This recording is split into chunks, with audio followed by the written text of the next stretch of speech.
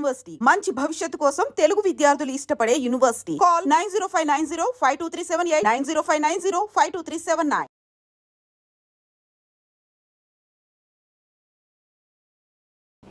ఒకవేళ అంత బలపడుతుంది అనుకున్నప్పుడు, బీజేపీ బలపడినప్పుడు బీఆర్ఎస్కి హెల్ప్ అవుతుంది, కాంగ్రెస్ పడిపోతుంది అనుకున్నప్పుడు ఎమ్మెల్సీ ఎన్నికల్లో ఎందుకు నిలబడలేకపోయింది బీఆర్ఎస్ పార్టీ? క్యాండిడేట్లను ఎందుకు పెట్టలేదు? లాస్ట్ టైం కూడా పెట్టలేదు. అధికారంలో ఉన్నప్పుడు కూడా ఎమ్మెల్సీ ఎలక్షన్స్లో క్యాండిడేట్స్ పెట్టలేదు. ఎందుకంటే ఇది వాస్తవంగా పార్టీల ప్రమేయం లేకుండా జరగాలి. ఎందుకంటే ఒక గ్రాడ్యుయేట్ సెక్షన్ నుంచి, ఒక టీచర్స్ కమ్యూనిటీ నుంచి జరుగుతున్నాయి కాబట్టి ఇలా పార్టీల ప్రమేయం లేకుండా జరిగితేనే మంచిది. వాళ్ళు నిజాయితీగా వాళ్ళ క్యాండిడేట్స్ని ఎన్నుకోగలుగుతారు. ఇప్పుడు పార్టీల ప్రమేయం ఉండే వరకు మళ్ళీ వాళ్ళకు కూడా ఏం న్యాయం జరగదు. పార్టీ అభ్యర్థులు గెలిచే సభలోకి వచ్చినట్టయితే వాళ్ళ జెన్యున్ వాళ్ళ ప్రతినిధులు రారు, పొలిటికల్ ప్రతినిధులే వస్తారు. మళ్ళీ కౌన్సిల్ పెట్టిన ఉద్దేశం కూడా అది కాదు. పెద్దల సభ అన్నప్పుడు ఈ సెక్షన్కి ప్రాధాన్యత ఉండాలి, ప్రాతినిధ్యం ఉండాలి. ఒకప్పుడు చుక్కారామయ్య లాంటి వాళ్ళు, కాళోజీ నారాయణరావు లాంటి వాళ్ళు, వివి రాఘవాచారి లాంటి వాళ్ళు టీచర్స్కు ప్రాతినిధ్యం వహించారు, నిజాయితీగా ఉన్నవాళ్ళు. ఇవాళనేమో మళ్ళీ పొలిటికల్ ఎలిమెంట్సే వచ్చాయి. మళ్ళీ డబ్బులు ఖర్చు పెట్టుకొని అది కూడా ఒక పొలిటికల్ సీట్ లాగా వచ్చేసిండ్రు. ఇక పెద్దల సభకు అర్థమేమున్నది? ఆడ వీళ్ళు పోయి కూర్చొని చేసేది ఏమున్నది? ఆ ఎమ్మెల్సీని అడ్డు పెట్టుకొని పైరవీలు చేసుకోవడం తప్ప వీళ్ళు పోయి అక్కడ ఏం చేస్తారు?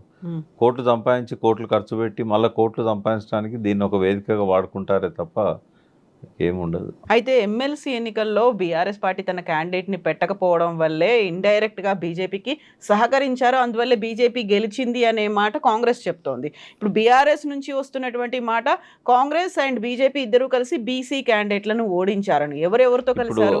బీసీ ఫ్యాక్టర్ ఉందనేది వాస్తవం, అది మనం మళ్ళీ మాట్లాడదాం. ఇక్కడ ఎవరెవరికి సపోర్ట్ చేశారనడానికి ఒక సాక్ష్యం ఉంది. కరీంనగర్ గ్రాడ్యుయేట్స్ ఎన్నికల్లో మూడో అభ్యర్థిగా ప్రసన్న హరికృష్ణ ఉన్నాడు. అతను ఇండిపెండెంట్. ఈ ద్వితీయ ప్రాధాన్య ఓటు ఉంటుంది కదా, ప్రథమ ప్రాధాన్య ఓటు వాళ్ళు అనుకున్న క్యాండిడేట్కి వేస్తారు. ఈ రెండు పార్టీలు బీజేపీకి వేసుకుంటుంది, కాంగ్రెస్ అభ్యర్థులు కాంగ్రెస్కి వేసుకుంటారు. మూడో వ్యక్తి అంటే పోటీ మొదలైన కాడ నుంచి కూడా, ఎలక్షన్ నాడే కాదు, పోలింగ్ నాడే కాదు, 10 రోజుల ముందు నుంచి కూడా వాళ్ళు ఉండేది ముగ్గురే అనేది క్లియర్ అయింది. క్లియర్ అయినప్పుడు సెకండ్ ఓటు ఎవరికి వేయాలి వీళ్ళు?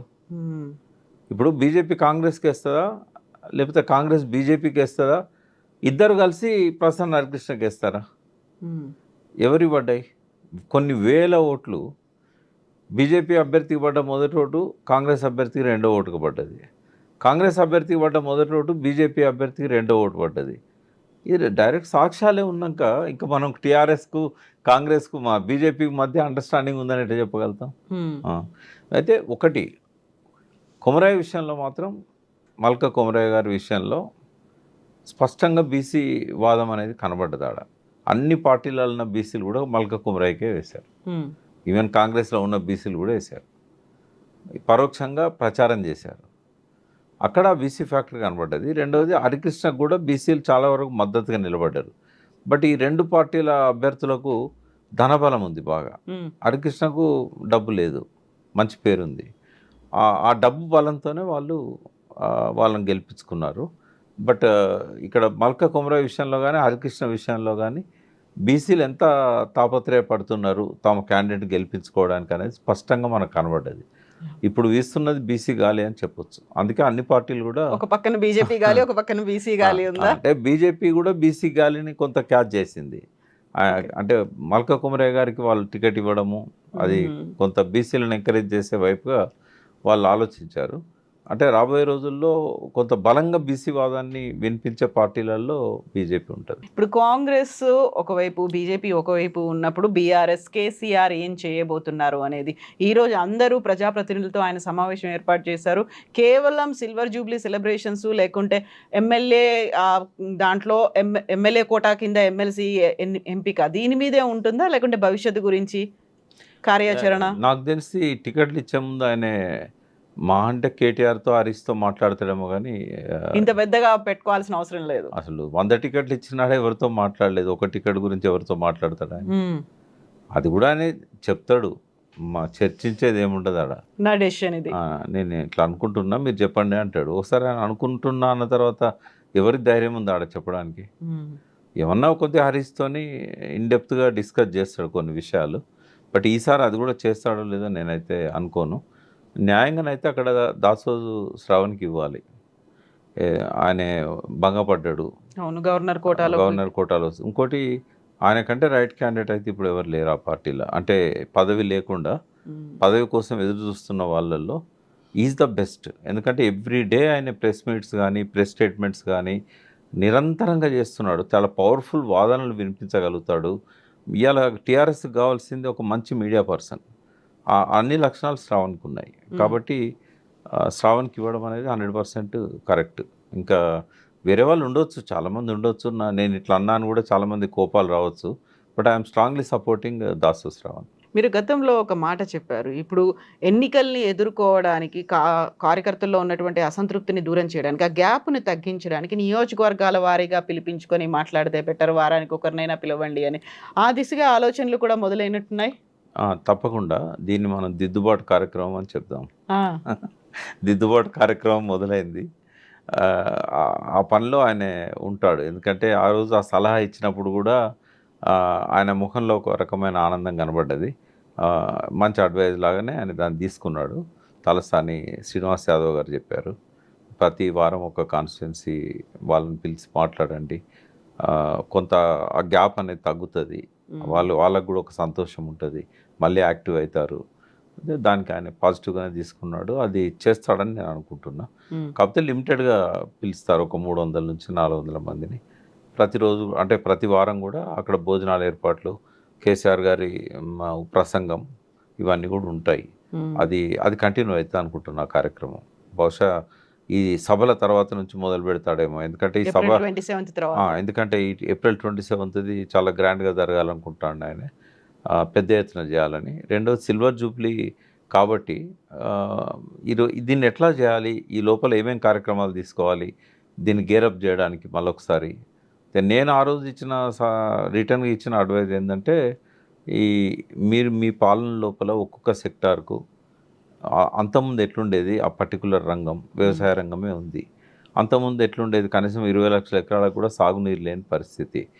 9.5 ఏళ్ళ కేసీఆర్ పాలనలో 85 లక్షల ఎకరాలకు సాగునీరు అందించే ఏర్పాటు వచ్చినాయి. తర్వాత పంటలు కూడా 4 రెట్లు ఉత్పత్తి ఎక్కువ పెరిగింది. రైతులకు పెట్టుబడి వచ్చింది, బీమా పెరిగింది బాగా. అంతకుముందు 1,50,000 ఉంటే అది 5.5-6 లక్షల దాకా పోయింది కదా బీమా. ఇట్లాంటివన్నీ కూడా మీరు హైలైట్ చేస్తూ ఒక్కొక్క రంగానికి సాగునీరు, వ్యవసాయము, విద్యుత్ శక్తి, పవర్ కట్స్ లేని కరెంట్ ఎట్లు ఇవ్వగలిగారు, ఇట్లా ఒక్కొక్క రంగం మీద ఒక 25 రంగాలను సెలెక్ట్ చేసుకోండి. 25 రోజులు చేయండి సిల్వర్ జూబ్లీ కాబట్టి. అప్పుడేమైందంటే తెలంగాణ అంతకుముందు ఎట్లుండేది అనేది మళ్ళీ ఒకసారి గుర్తొస్తుంది. కేసీఆర్ పాలనలో ఎట్లుండేది అనేది తెలుస్తుంది, ఇప్పుడు ఎట్లున్నదో కూడా తెలుస్తుంది. మరి దాన్ని వాళ్ళు ఎంతవరకు అమలు చేస్తారో మనకు తెలియదు. అదొక నేను ఇచ్చిన అడ్వైజ్ అది. ఇంకా మిగతా వాళ్ళు చాలా అడ్వైజెస్ ఇచ్చారు. బట్ ఈరోజు వాటన్నిటిని చర్చిస్తారు. దాన్ని అంతా అప్పుడు వచ్చిన అడ్వైజెస్ని చర్చించి ఈ వచ్చే నెలాఖరులో ఏప్రిల్ 27 జరుగుతుంది కాబట్టి ఈ 6 వారాలు 7 వారాల సమయం ఉంది కాబట్టి ఏం చేయాలనేది దాని మీద మీటింగ్ ఇవ్వాలి. ఆ పార్టీ ముఖ్యులు కూర్చుంటున్నారు. సో ఒకవైపు కేసీఆర్ బీఆర్ఎస్ గేరప్ అవుతోంది, బీజేపీ మళ్ళీ కొంచెం ఉత్సాహంతో ముందుకెళ్తోంది. మీరు చెప్పినటువంటి సర్వేని బట్టి చూస్తే కాంగ్రెస్కి 8కే పడిపోతుంది అనుకున్నప్పుడు ఆబ్వియస్గా ఈ సర్వే గురించి వివరాలు అనేవి కాంగ్రెస్ పార్టీకి, ప్రభుత్వానికి కూడా తెలుసుంటాయి కదా. అంత సైలెంట్గా అయితే ఊరుకోరు కదా. ప్రభుత్వాన్ని కోల్పోవడం, లేకుంటే మళ్ళీ ఇంకెవరకు చేతుల్లో పెట్టడం అన్నప్పుడు వాళ్ళు కూడా రెక్టిఫై చేసుకునే ప్రయత్నాలు మొదలవుతాయి కదా. అంటే వాళ్ళ చేతిలో లేదమ్మా రెక్టిఫై చేసుకోవడం. ఎందుకంటే అలవి కానీ హామీలు ఇచ్చారు. పోనీ నిజాయితీగా ప్రజల ముందుకు వచ్చి మాకు అప్పుడు పరిస్థితి అంచనా లేకుండే, మేము ఆర్థికంగా చాలా సంపన్నంగా ఉన్నామని చెప్పి మేము ఎక్స్పెక్టేషన్స్ ఎక్కువ ఉండి మేము ఇట్లా మీకు హామీలు ఇచ్చాం, ఇన్ని హామీలు మేము అమలు చేయలేము, మేము చేసేది చెప్తామని చెప్పి కొన్ని వాళ్ళు ఏమైతే అమలు చేస్తారో వాళ్ళకు పర్స్ ఎంతవరకు పర్మిట్ చేస్తుందో అంతవరకు వాళ్ళు ప్రజల ముందుకు నిజాయితీగా వచ్చినట్టయితే ఒక తీరు ఉంటుంది. లేదు ఇంకా వాళ్ళని హామీలు అట్లే మేము అమలు చేస్తామని మభ్య పెడుతూ ఇప్పుడు మోసపోయినాం అనే ఫీలింగ్ ప్రజలకు వచ్చినప్పుడు మోసం ఓకే కానీ నమ్మక ద్రోహం చేయకూడదు. తప్పులు చేయొచ్చు, పొరపాట్లు చేయొచ్చు, మోసం కూడా చేసినా ఒక లెవెల్ వరకు భరిస్తారు. కానీ నమ్మక ద్రోహం చేస్తే ఇంకా తీవ్రంగా ఉంటుంది. ఇప్పుడు చేసేది నమ్మక ద్రోహం. నేను మీకు మాట ఇచ్చాను కానీ చేయలేకపోయినా దాని కారణాలు ఇవి అంటే కొందరు నమ్ముతారు, కొందరేమో మనల్ని మోసం చేసినరా ఇతను అని అనుకుంటారు. బట్ నమ్మక ద్రోహం చేస్తున్నాడు. రైతు భరోసా ఎక్కడిచ్చాడమ్మా అందరికీ? 21,000 కోట్లు ఇచ్చానని ఆయన చెప్తున్నాడు. 48,000 కోట్లలో 21,000 కోట్లు ఎంత అవుతుంది? 30%. అదేవిధంగా అది నేను చెప్పింది అప్పు గురించి, రుణమాఫీ. రైతు భరోసా విషయానికి వచ్చినప్పుడు ఒకటేమో ఫస్ట్ అబద్ధం చెప్తున్నాడు. కేసీఆర్ ఇవ్వలేదు, తర్వాత నేను ఇచ్చాను. కేసీఆర్ ఇవ్వకుండా ఆపింది నువ్వే కదా ఎలక్షన్స్ అప్పుడు. రైతులకు తెలియదా?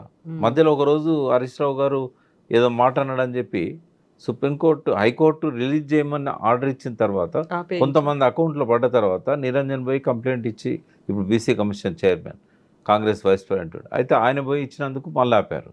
మరి ఎలక్షన్ తెల్లవారే పడతాయి అకౌంట్స్లలో అన్న తర్వాత ఎలక్షన్ కమిషనే చెప్పింది కోడ్ అయిపోగానే పడతాయని చెప్పేసి. మరి రేవంత్ రెడ్డి ఎందుకు వెళ్ళిపోయాడు? ఆ డబ్బులన్నిటి కాంట్రాక్టర్లకు బిల్లులు చెల్లించడానికి ఇచ్చాడు కదా. ఇప్పుడేమంటున్నాడు? అందరు మర్చిపోయిన అనుకొని కేసీఆర్ మిమ్మల్ని మోసం చేసిండు, ఆఖరి విడత రైతు బంధు ఇవ్వలేదు, మేము వచ్చినాక ఇచ్చాము అంటున్నాడు. అప్పుడు కూడా అందరికి ఇవ్వలేదు, అదొక వేరు విషయం. ఆ రోజు నుంచి ఈ రోజు వరకు రైతు బంధు పడలేదు. ఒక 2 ఎకరాలు 3 ఎకరాలకు కొంతమందికి వచ్చింది, అది కూడా మొన్న ఇచ్చింది 1/10 కూడా ఇవ్వలేదు ఆయన ఇవ్వాల్సిన అమౌంట్లో. రెండోది పెండింగే ఉండిపోయింది. ఇవన్నీ ప్రజలు గమనిస్తారు కదా. అయితే ఇవన్నీ విషయాలు సరిదిద్దుకోలేని ఇప్పుడు వాళ్ళందరికీ ఎక్కడి నుంచి తెచ్చిస్తాడు ఆయన? అభివృద్ధికి డబ్బులు లేవు, సంక్షేమానికి డబ్బులు లేవు, పాత బకాయిలు చెల్లించడానికి డబ్బులు లేవు. ఇప్పుడు ఎల్ఐసికి 7,000 కోట్లు బాకీ ఉన్నారు, రైతు బీమాకు సంబంధించిన అమౌంట్. కిస్తులు కట్టకపోతే వాళ్ళు ఇన్సూరెన్స్ ఇయ్యారుగా, మరి ఎట్లా కావాలి ఇవన్నీ? ఇంకోటి ఏంటంటే ఒక అవగాహన కూడా లేదు.